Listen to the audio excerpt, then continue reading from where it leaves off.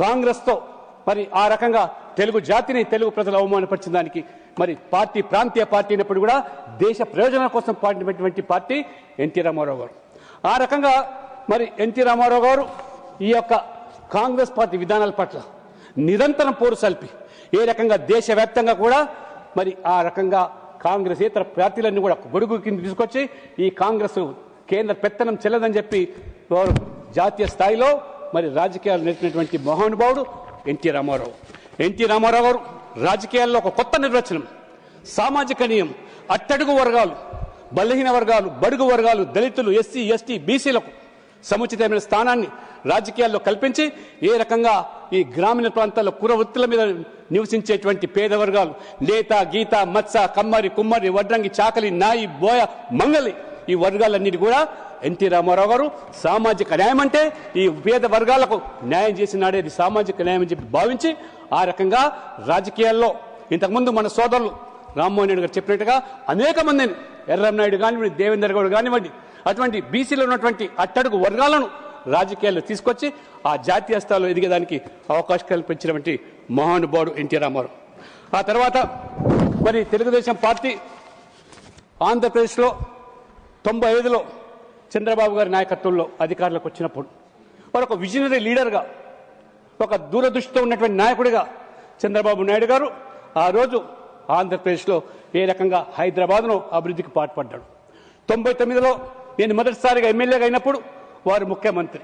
చంద్రబాబు నాయుడు గారు వారితో కలిసి పనిచేసే అవకాశం వచ్చింది. ఆనాడు హైదరాబాద్ను సైబరాబాద్గా ఒక గొప్ప హైటెక్ సిటీగా నిర్మించి ఏ రకంగా ప్రపంచానికి హైదరాబాద్ను ఇవాళ ఐటీ హబ్గా మార్చే దాంట్లో చంద్రబాబు నాయుడు పాత్ర అది ఎన్నలేని కూడా మరవలేని విషయాన్ని కూడా ఈ సందర్భంగా తెలియజేస్తున్నాం. ఆ తర్వాత తెలంగాణ మలిదశ ఉద్యమం 2001 వచ్చినప్పుడు ఏ రకంగా 1200 మంది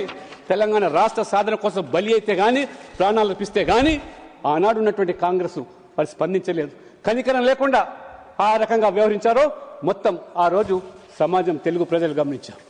భారతీయ జనతా పార్టీ చాలా స్పష్టంగా 2 రాష్ట్రాలుగా విడిపోదాం, అన్నదమ్ములుగా కలిసి ఉందామనే ఆలోచనతో చిన్న రాష్ట్రాలు పరిపాలన సౌలభ్యం కోసం అని చెప్పి చిన్న రాష్ట్రాల కోసం ఉద్యమించి సాధించుకున్నాడు తెలంగాణ. అయితే 2 రాష్ట్రాలుగా విడిపోయిన తర్వాత 2014లో మరి కేంద్రంలో మోదీ గారి నేతృత్వంలో ఎన్డీఏ ప్రభుత్వం, అదే రకంగా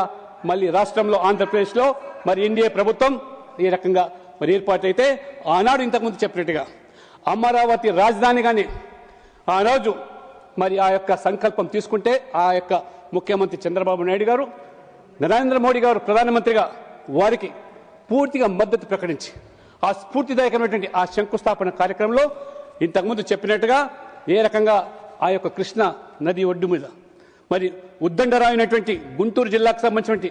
ఆ యొక్క పల్లెలో శంకుస్థాపన చేస్తే ప్రధానమంత్రి హోదాలో నరేంద్ర మోడీ గారు ఈ పార్లమెంటు నుంచి ఒక పవిత్రమైనటువంటి ఈ ప్రాంగణం నుంచి మట్టిని, అదే రకంగా పవిత్రమైనటువంటి యమునా నది యొక్క జలాలను తీసుకెళ్లి ఈ ప్రభుత్వం కేంద్రం కూడా అండగా ఉంటుంది, కట్టుబడి ఉంటుంది. అమరావతి మొత్తం ఈరోజు ప్రపంచానికే చాటి చెప్పేటువంటి నగరాన్ని తీర్చిదాం, ఒక గ్రీన్ ఫీల్డ్ సిటీగా నిర్మాణం చేస్తామని శంకుస్థాపన చేస్తే అటువంటి మరి అమరావతిని ఏ రకంగా మరి నరేంద్ర మోడీ గారు చాలా స్పష్టంగా చెప్పారు. 2 తెలుగు రాష్ట్రాలు, అది తెలంగాణ అయినా ఇది ఆంధ్రప్రదేశ్ అయినా, ఈ 2 రాష్ట్రాల ఆత్మ ఒకటే, అది తెలుగు భాష మాత్రమే అని చెప్పి ఘనంగా చెప్పినటువంటి నరేంద్ర మోడీ గారు. కాబట్టి మనం ఈ 2 రాష్ట్రాల అభివృద్ధి కోసం కేంద్రం కట్టుబడి ఉంది, ఎన్డీఏ కట్టుబడి ఉందని చెప్పితే ఆ రోజు మరి పిల్ల కాంగ్రెస్ అయినటువంటి ఏ రకంగా పిల్ల చేష్టలతో అమరావతి కాదు ఈ రాష్ట్రానికి 3 రాజధానులు కావాలని చెప్పి 3 ముక్కల ఆటలు ఆడించి ఏ రకంగా నవ్వుల పాలు చేశారు. మొత్తం ప్రపంచమంతా కూడా వివరిపోయింది. ఏ రైతులైతే వారు త్యాగం చేసి వాళ్ళ భూములు అప్పగించారో వాళ్ళ భాషలన్నీ కూడా అడియాసలు అయిపోయినాయి. పెట్టుబడులు రాకుండా ఏ రకంగా అడ్డుకున్నారో ఈ పిల్ల కాంగ్రెస్ యొక్క పిల్ల చేష్టల వల్ల ప్రజలు గమనించారు. అందుకనే ఆ రోజు ఈ పిల్ల కాంగ్రెస్ అయినా తల్లి కాంగ్రెస్ అయినా రాజకీయంగా మళ్ళీ మట్టి కల్పించి మరి ఒక కాంగ్రెస్ పార్టీని హ్యాట్రిక్ డక్ అయితే ఇంకొక పార్టీని ఇంతకుముందు మిత్రులు చెప్పినట్టుగా ఏ రకంగా మరి మట్టి కల్పించారో ప్రజాస్వామికంగా ప్రజల యొక్క ఆలోచనతో ప్రజల యొక్క మద్దతుతో అది వారు చేసేటువంటి నరేంద్ర మోడీ ప్రభుత్వం ఇంతకుముందు చెప్పినట్టుగా ఆంధ్రప్రదేశ్ విభజన చట్టంలోని ప్రతి హామీని కూడా నెరవేరుస్తూ ఆ రకంగా అమరావతి నిర్మాణానికి వరల్డ్ బ్యాంక్, ఏషియా బ్యాంక్ ద్వారా 15,000 కోట్లు అయితే కానివ్వండి, మొన్నటికి మొన్న బడ్జెట్లో 1,600 కోట్లు ఆ అమరావతి పట్టణ అభివృద్ధి కోసం, పోలవరం ప్రాజెక్టు కోసం కూడా 3,320 కోట్లు కానివ్వండి, రైల్వే బడ్జెట్ యూపీ హయాంలో 10 సంవత్సరాలు ఆనాడు ప్రభుత్వంలో ఉంటే ఉమ్మడి ఆంధ్రప్రదేశ్ రాష్ట్రానికి